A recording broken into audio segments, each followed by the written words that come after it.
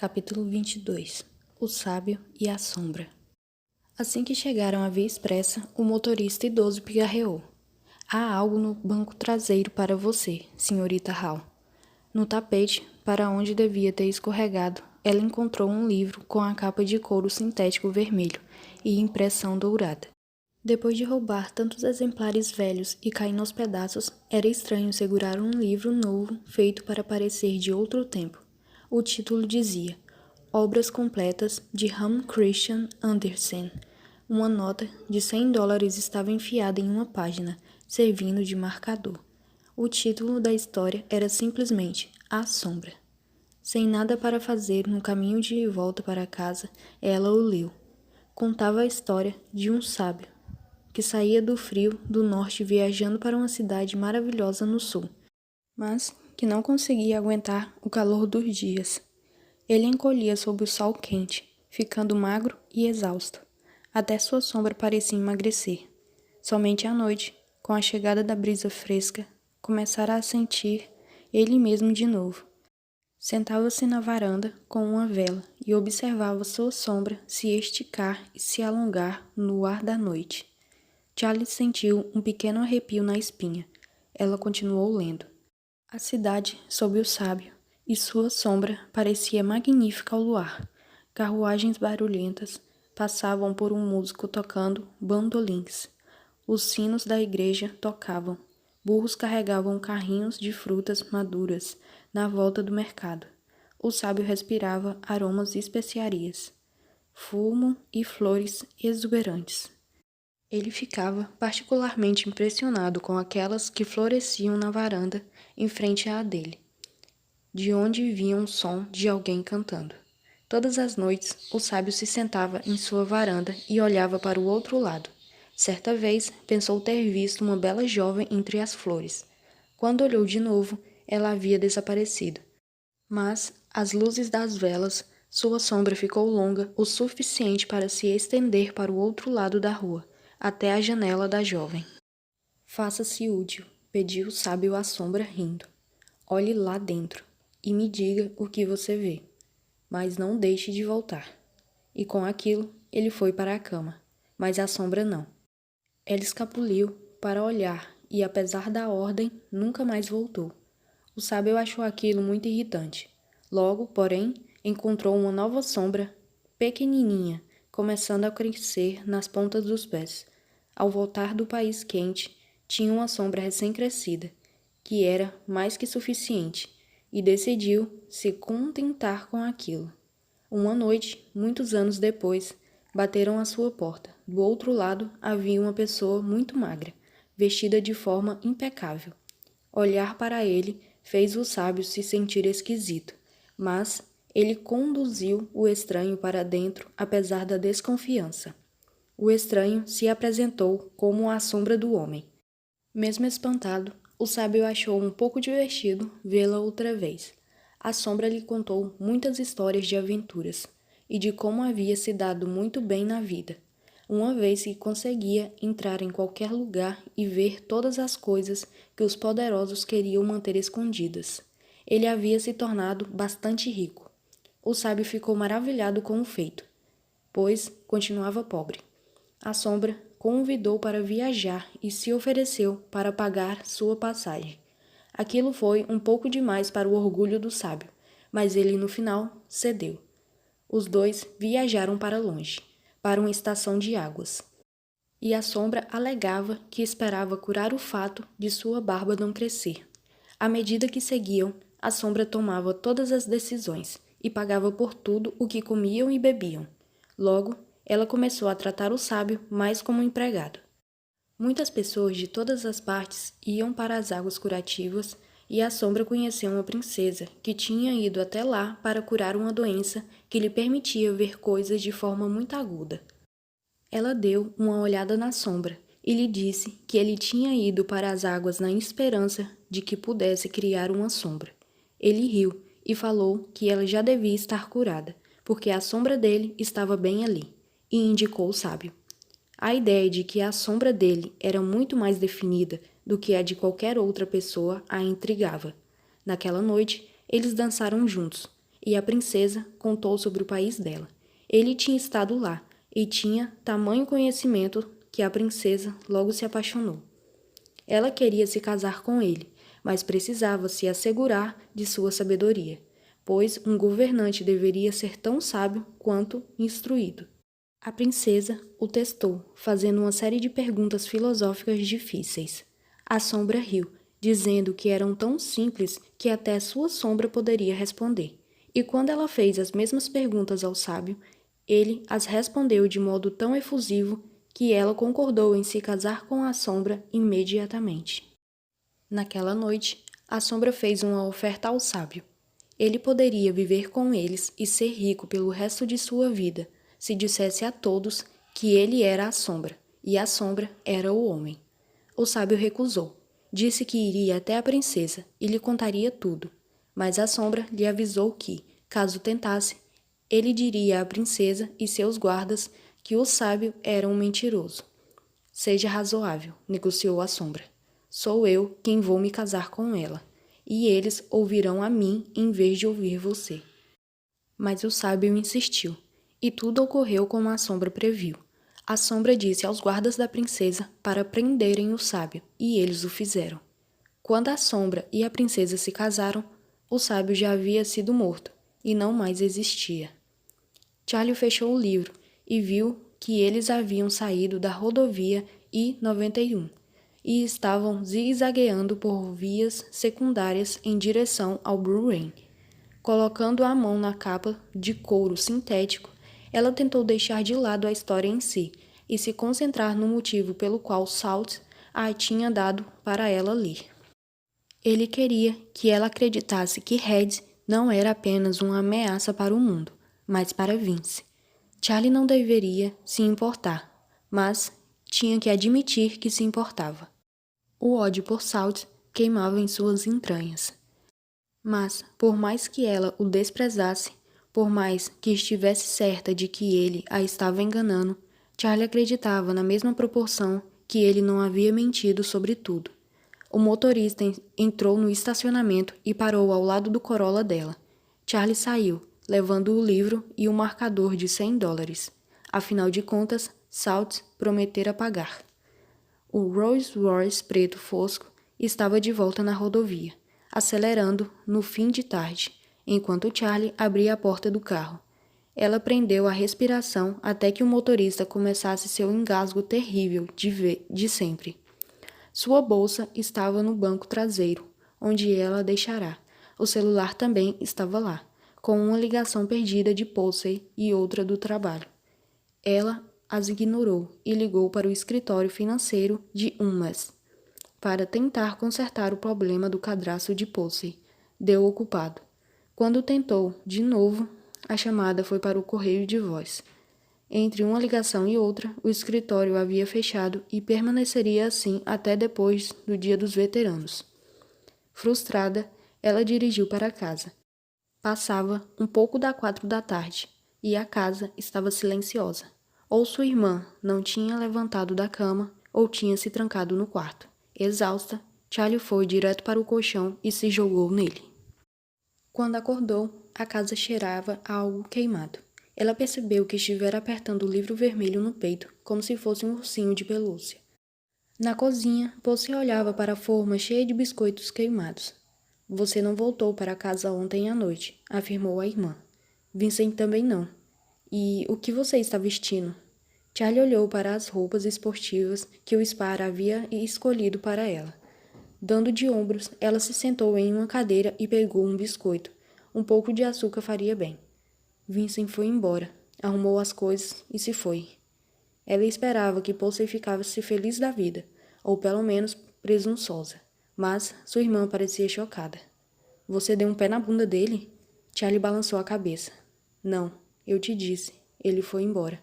Mas por quê? Porque o nome dele não é Vincent Damiano de verdade. Ele era Edmund Carver. É podre de rico e estava presumidamente morto. Charlie suspirou, desistiu dos biscoitos e foi a servir de cereal. Tudo o que tinha era um cereal de farelos de trigo sem graça, comprado por Vince a pedido dela. Ela o jogou em uma tigela. Sério? Acho que ele está metido em confusão, contou Charlie.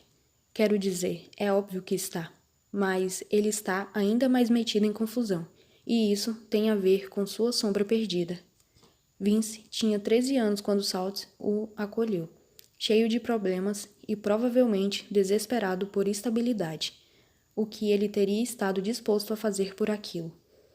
Ela apostava que a resposta era qualquer coisa. Você cutucou os biscoitos queimados com uma espátula de plástico, um pouco derretida, que devia estar liberando toxinas neles. O pedaço de um se soltou. Quem está atrás dele? É uma história meio complicada. Você se lembra do amigo trapaceiro da mamãe, Handy? Posey torceu o nariz. Aquele velho que estava sempre andando com você, ele não morreu de maneira muito estranha? Ele foi assassinado, explicou Charlie. Posey balançou a cabeça. Não, não foi isso. Seu corpo foi encontrado com um outro corpo no carro. Suicídio.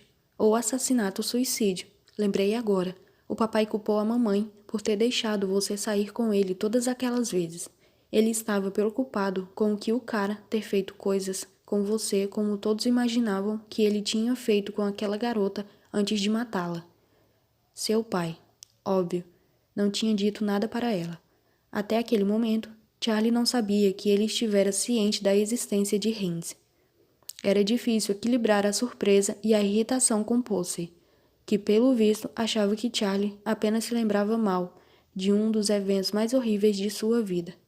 Haynes foi assassinado, repetiu ela. Eu sei, porque eu estava lá. Posey começou a abrir a boca para responder, possivelmente para fazer objeções, e então a fechou de forma abrupta. O avô de Vince o matou, Lionel Saltz.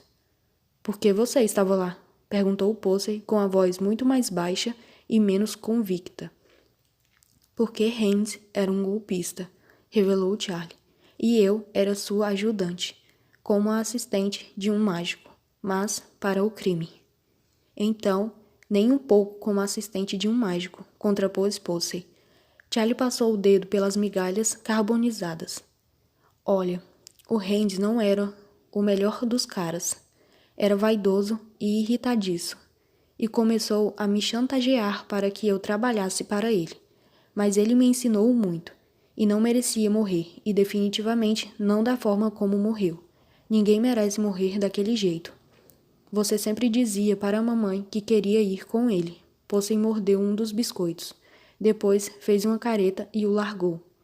Eu achava que ele estava comprando coisas para você, e naquela época fiquei com inveja. Mas depois fiquei sem saber o que pensar. Você sempre tinha dinheiro, e bem, era bem bizarro. Quando ela colocava as coisas daquela forma, soava mal. Charlie se perguntou, mais do que nunca, o que sua mãe achava que ela fazia com Hands, e por que ficava bem com aquilo.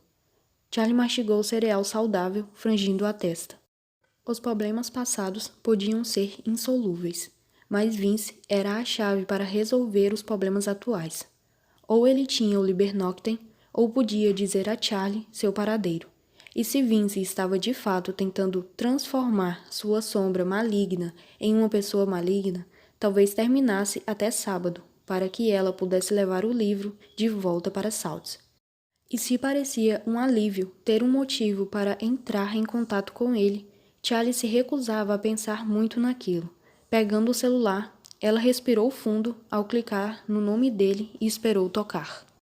Um momento depois, uma voz automática disse que o número havia sido desconectado. Óbvio que sim. Bem, ela havia passado a maior parte de uma década achando coisas. Podia achar um cara alto sem cartão de crédito ativo e com uma identidade falsa. Charlie olhou para sua irmã diante de si na cozinha. Você acha que é possível ser amiga da sua sombra? Tipo, passar realmente se importar com ela? Posey franziu a testa por um momento, considerando aquilo. Tem uma mulher que se casou com um muro de Berlim. Ela ficou bem arrasada quando ele foi derrubado, e ficou carregando um tijolo por aí por um tempo. Aquilo fazia sentido, mas não era aquilo que Charlie queria dizer. Certo, tudo bem. Mas seria possível, de uma maneira razoável, ser amiga dela? Não sei. Pois é, comentou Charlie. Nem eu. Se ela pudesse falar, quem sabe? Respondeu Posey, ainda remoendo a pergunta. Mas aí você não está apenas falando com você mesma? Charlie franziu a testa, olhando para o chão. Ela não estivera falando sobre a própria sombra, mas talvez devesse estar. A sombra estava tão indiferente como sempre, definitivamente não amigável. Você me odeia um pouco, não é? Posey lhe lançou um olhar. Está falando isso porque é injusto que seja sua sombra que esteja ativando para você se tornar uma sombrista, que é a coisa que mais quero no mundo? Charlie assentiu. Estou com raiva, confessou Posey, do universo. E de você. Acho, mesmo sabendo que não é sua culpa. Vou superar, mas se você estragar essa porra, vou te odiar. Charlie suspirou, quase certa de que estava estragando aquela porra, e totalmente certa de que estragaria a porra toda em algum momento. Aquela era apenas sua natureza. Charlie Hall, criadora de problemas. Como diz a música Mix of Mistakes, padroeira dos desastres. As únicas coisas que tinham sido boa eram em golpes e trapaças. Então, era melhor ficar naquilo. Paul Echo havia conseguido uma página do Libernoctem de alguma forma. Se Vince a tivessem vendido para ele, havia algum registro da transação. Talvez Vince tinha deixado Echo com um número de telefone que funcionasse, ou melhor ainda, um endereço. Livros curiosos. Era aquele o nome da loja de Echo. Bem, Charlie estava se sentindo mais e mais curiosa. Vou sair de novo, anunciou ela, indo para o quarto trocar de roupa. Posey olhou de viés para a irmã. Você vem para casa hoje à noite? Vou pedir no Lumien. Pede para mim, gritou Charlie. Qualquer coisa, como no café da manhã. A Livros Curiosos ficava no terceiro andar de um prédio meio desgastado, que fora antes uma fábrica, logo acima do ateliê de um artesão de cimento e em frente a uma escola, Cinese, onde crianças pequenas aprendiam a fazer malabarismo e a girar pratos. As trancas das portas eram risíveis. Charlie nem precisou tentar arrombar. Apenas deslizou o cartão de pontos do supermercado Big Eye no espaço entre o batente e a porta. Então, o moveu para cima com força suficiente para pressionar a trava. Girando a maçaneta, ela empurrou a porta com o quadril e a abriu. As paredes estavam repletas de estantes de livros, que pareciam ter sido retiradas de liquidações de bibliotecas e doações de Craigslist, na cidade vizinha. Os exemplares estavam tão grudados que Charlie se perguntava como um deles podia ser retirado. Caixas de papelão estavam empilhadas em pequenas torres, algumas com as laterais rasgadas, outras contendo mais caixas dobradas, talvez para serem transportadas. No alto da parede dos fundos, acima das janelas, haviam sido tintadas com citação sem autoria. O universo pertence aos curiosos. Uma velha mesa de metal, estilo 1950, se encontrava no meio do cômodo, com um computador zumbindo em cima, assim como um telefone fixo, de aparência antiga, e uma impressora de etiquetas. Havia papel solto cobrindo o chão, como se tivesse sido remexido recentemente. Charlie caminhou de uma ponta à outra, inalando a poeira dos livros antigos. Um armário de vidro trancado havia sido quebrado e as prateleiras esvaziadas. Havia uma única estante no chão, com livros saindo por baixo. Ela voltou para a mesa, sentou-se e se moveu o mouse em um círculo. Depois de um momento, o monitor do computador ganhou vida, mostrando uma confusão de informações. Ela abriu uma janela de busca e digitou o nome, Noctem. Não apareceu nada. Ela o substituiu por Praga, e aquilo também não resultou em nada. Então Charlie tentou inventário e conseguiu encontrar um arquivo, XLS. Quando o abriu, Charlie encontrou uma lista de livros que Paul Echo tinha na loja. Em breve resumos. O preço que Paul pagava por eles e o preço pelo qual os tinham vendido. Ela digitou Noctem na área de busca do arquivo, sem resultado. Frustrada, Charlie pegou o celular e ligou para Baltazar. Ele atendeu no terceiro toque. Querida, cumprimentou ele, prolongando a vogal. A que devo o prazer? E se eu quiser aceitar o trabalho de King's Knight? Perguntou ela, chutando a gaveta do arquivo e fazendo a cadeira girar. Tarde demais. Infelizmente, ouvi dizer que alguém já pegou o volume. Arrependida? Não se preocupe. Tenho meia dúzia de outros trabalhos. Alguns fora do estado, se estiver disposta a viajar. Alguns impossíveis, se quiser uma tarefa com emoção. Sempre, confirmou Charlie. Mas quem o queria? Queria o quê? Os papéis do King's Knight. De bobeira, Charlie começou a abrir as gavetas da escrivaninha. Elas fizeram um som metálico áspero. Baltazar hesitou antes de responder. Tem alguma coisa que você queira me dizer? Acho que não. Na gaveta de arquivos, ela encontrou dezenas de partes de papéis pardos, todas rotuladas com as necessidades maçantes de negócios. Contas, aluguel, menu de restaurante, seguros, organização de livreiros com siglas ABA, LOBA, NEIBA. Foi um tinteiro, não foi? Havia vários subalteiros de carapaça que queriam um volume. E sim, um tinteiro. Um tinteiro muito rico. Ele fez uma pausa, como se tivesse preocupado. Agora, quer me dizer como você sabe disso? Ela lutou contra o desejo de se exibir, de mencionar que sabia que era de Raven, que o volume havia sido tirado. É meu trabalho saber das coisas, retrucou Charlie com inocência. Devia agradecer a Baltazar, desligar e deixar as coisas como estavam, mas ela lhe devia alguma coisa em termos de informação. Lembra aquele trabalho que você disse que eu deveria pegar? O de encontrar o Libernoctem? O Salt basicamente disse que me mataria e mataria todos que eu amo se eu não fizesse isso. Ainda bem que não devo estar nessa categoria. Ah, não sei. Estou começando a gostar de você, respondeu ela conforme seus dedos alcançavam o fundo dos arquivos na gaveta de baixo, parando em uma pasta fina marcada, pornô. Estava vazia. Você é um perigo, charlatana, afirmou ele, mas com carinho. Adeus, Baltazar, falou ela desligando. Virando-se para o computador, ela digitou pornô na barra de pesquisa. Uma pasta surgiu. Havia meia dúzia de arquivos, JPG, 3, MOV, e uma pasta chamada pornô geritário, que continha um único arquivo, XLS. Ao clicar, um novo inventário se abriu, listando uma coleção de livros ocultos que poderia se interessar para sombristas.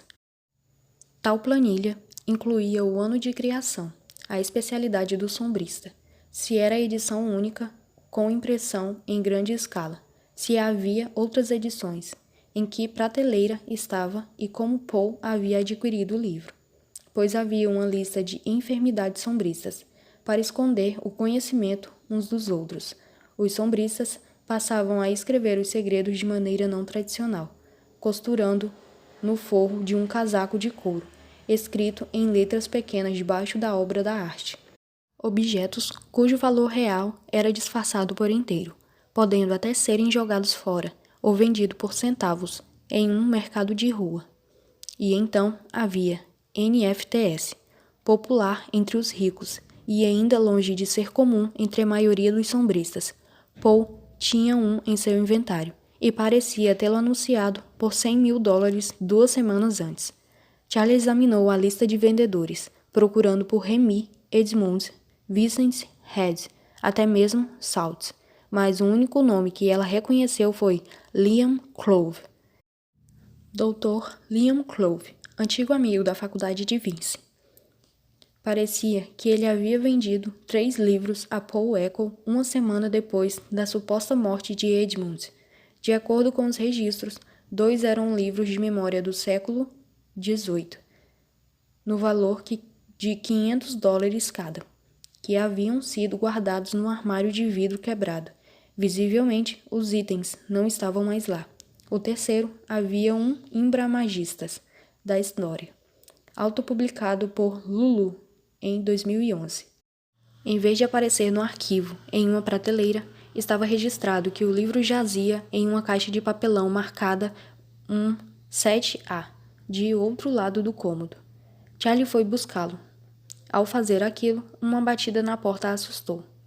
Paul, uma voz rouca, veio do corredor. Com o livro na mão, Charlie ficou imóvel. A porta estava encostada, e ela viu o momento em que começou a se abrir. Ela se abaixou atrás de algumas caixas. Alguém, com botas pesadas de trabalho, atravessou a sala em direção à mesa. Vamos lá, cara, ranhou a pessoa, exasperada. Paul, você me deve a merda do aluguel. Não pode se esconder de mim para sempre. Ele saiu da sala, batendo à porta. Charlie gostava de pensar que tinha o passo leve quando queria, mas em prédios antigos eram quase impossível dizer quais tábuas do piso rangeriam. Ela imaginou que seria mais astuto permanecer onde estava por 15 minutos, até ter certeza de que o senhorio de Paul Eckel tinha ido embora. Sem mais nada para fazer, ela abriu Umbramagistas da História e leu às luzes de seu celular. Continha uma coleção de trechos escolhidos e retirados de outros livros.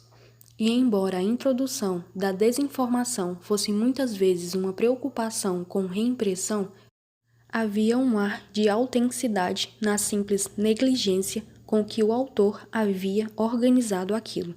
Cada página era visivelmente apenas uma digitação do material original, na fonte original. Charlie examinou os trechos de jornais, textos históricos e outros documentos. Independentemente do que tinha pensado sobre como tudo fora coletado, a informação real contida no livro era interessante. Um guerreiro em Tebas caiu em um campo de sangue, mas sua sombra lutou até seu assassino morrer.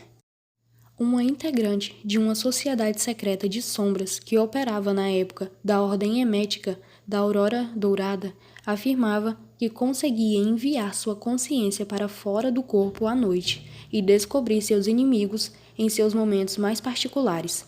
O mesmo relato sugeria que, enquanto a sombra estava em uma missão, ela estava vulnerável a outras sombras que podiam controlar seu corpo. Um místico tentou alimentar sua sombra com todo o seu sangue para continuar vivendo por meio dela. Uma mulher acordou na encosta de uma colina, com 3 idosos tentando cortar sua sombra de seus pés. Ela gritou e eles correram.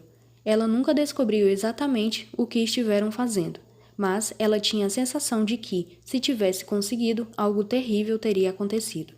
Um homem quase havia morrido sufocado quando uma figura escura se transformara em fumaça e descerá por sua garganta.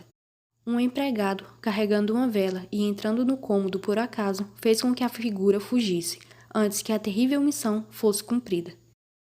Quando Charlie ergueu os olhos do livro, o prédio estava em silêncio. Enfiando o livro na bolsa, ela saiu e desceu as escadas. Teria que conversar com Liam Clove, mas havia alguém com quem ela queria falar primeiro. Se Red realmente tinha assassinado Kingsnight, então o que Heaven estava fazendo com os papéis dele? E se Salt era o tinteiro muito rico à procura dos documentos, por que ele estava lutando para obter as anotações de alguém da carapaça, quando deveria estar obcecado com a reaquisição do Libernoctem? No carro, Charlie se virou para o assento vazio ao lado dela, onde sua sombra estava. Certo, garota, murmurou ela. O universo pertence aos curiosos.